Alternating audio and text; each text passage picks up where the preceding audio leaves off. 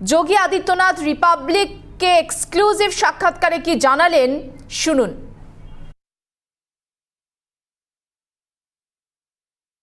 कुछ चीजें मैं साफ कह देना चाहता हूं कि 10 वर्ष पहले ममता दीदी जिन मुद्दों को लेकर के आई थी, उन्होंने मां, माटी और मानुष की बात की थी। आज बंगाल कहां खड़ा है? बंगाल की पूरी परंपरा पर हम गौरव की अनुभूति करते हैं। बंगाल भारत की सांस्कृतिक राष्ट्रवाद की धरती रही है। बंगाल देश के महान क्रांतिकारियों, वैज्ञानिकों, समाज सुधारकों की धरती रही है। अध्यात्म और धर्म को एक नई दिशा देने वाली धरती रही है।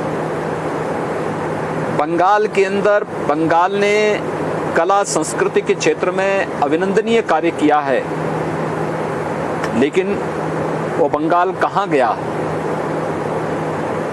जिस बंगाल को इस रूप में देश स्मरण करता है? आजादी के बाद देश को राष्ट्रगान और राष्ट्रगीत देने वाला बंगाल आज हिंसा, अराजकता, भ्रष्टाचार इसका पर्याय क्यों हो गया है?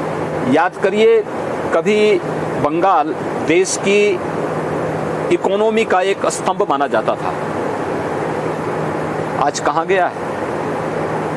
पर कैपिटा इनकम बंगाल की देश के अंदर सबसे अच्छी मानी जाती थी। आज कहां पर है? दीदी की दिक्कत उन सब से है जो टीएमसी के भ्रष्टाचार, उनकी अराजकता और उनकी गुंडागिर्दी के मार्ग में बाधक है।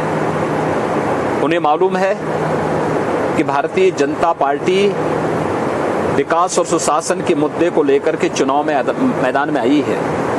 भारतीय जनता पार्टी जो कहती है सो करके दिखाती है, तो स्वाभाविक रूप से टीएमसी के लिए सबसे बड़ी दिक्कतें हैं, इसलिए बहाना करती है। कभी दुर्गा जी को की पूजा को उन्होंने बैन करने का प्रयास किया था, पूरी कोशिश की थी। कोलकाता हाई कोर्ट को कहना पड़ा था कि अगर यूपी में दुर्गा पूजा हो सकती है तो कोलकाता के अंदर क्यों नहीं? ये टिप्पणी माननीय न्यायालय की है। और बंगाल में दुर्गा पूजा नहीं होने देती, सरस्वती पूजा नहीं होने देती, जय श्री राम के नारे पर गुस्सा होती हैं, और जब बात आती है बंगाल के अंदर तो स्वाभाविक रूप से कभी वो भगवा को गाली देती है, कभी प्रधानमंत्री जी को गाली देती है। बंगाल का हर व्यक्ति परेशान है। वहाँ बहन और बेटियां सुरक्षित महसूस करती हैं, वो असहाय हैं। वहाँ का युवा पलायन कर रहा है, किसान आत्महत्या कर रहा है, लेकिन ममता दीदी इनकी कहीं भी कोई उनका पुरसा हाल नहीं, पूछने वाला कोई नहीं है। तो स्वाभाविक रूप से जनता के मन में एक आक्रोश पैदा होगा। आप तुष्टीकरण की राजनीति कब तक करेंगे? मुसलमान इकट्ठे हो जाओ, एक नहीं कई बार इकट्ठे हो जाओ। तो देखिए, यही तो बंगाल की जनता पूछना चाहती है कि अगर आपको मुस्लिम वोट लेना है तो शेष समुदाय भी तो उसके बारे में सोचेगा। और इलेक्शन में का जो आदर्श आचार संहिता है, ये तो सीधे सीधे उसका उल्लंघन है। जिस प्रकार की भाषा का प्रयोग कर रही हैं, जिस प्रकार से उन्होंने बंगाल के अंदर जिस प्रकार से तुष्टीकरण की नीति पर चल करके बंगाल के सेंटीमेंट के साथ खिलवाड़ करने का कार्य किया है, इसी का तो वहाँ की जनता विरोध कर रही है। इसीलिए मैंने देखा है, मैं कल दार्जिलिंग में गया था जी, दूसरा कालियागंज में भी गया था। मैंने इस चीज को देखा है। बंगाल के अलग अलग जगहों पर मैं जाके देखा हूँ, हर एक जवान से एक शब्द निकल रहा है।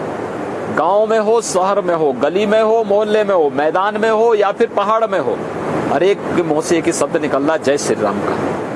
महिला हो, पुरुष हो, हर एक के मुंह से एक शब्द निकल रहा, जय श्री राम का। मैंने कहा ना कि बंगाल को टीएमसी ने और उससे पहले कम्युनिस्टों ने हिंसा, अराजकता और भ्रष्टाचार का पर्याय बना दिया है। बंगाल की जनता इसी से मुक्ति चाहती है, और इसके लिए टीएमसी को और कम्युनिस्टों को पूरी तरह हटाना आवश्यक है।